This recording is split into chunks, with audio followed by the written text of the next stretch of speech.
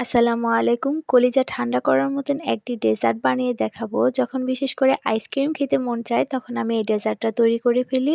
আর এই ডেজার্ট তৈরির উপকরণগুলো কিন্তু ঘরেই থাকে। তো আমি একটি পাত্রে 1.5 কাপ পরিমাণ ঘন দুধ নিয়ে নিচ্ছি।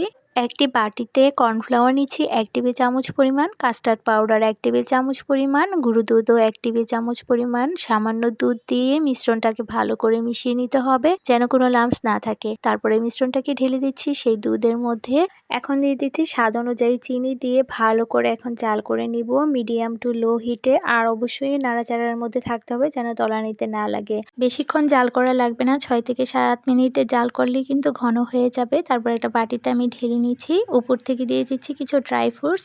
একদম ঠান্ডা করে ফ্রিজে রেখে দেবো 2 থেকে 4 ঘন্টার জন্য। প্রায় 3 ঘন্টা পর আমি ফ্রিজ থেকে নামিয়েছি। এখন এইভাবে চামচ দিয়ে কেটে কেটে এখন সার্ভ করছি।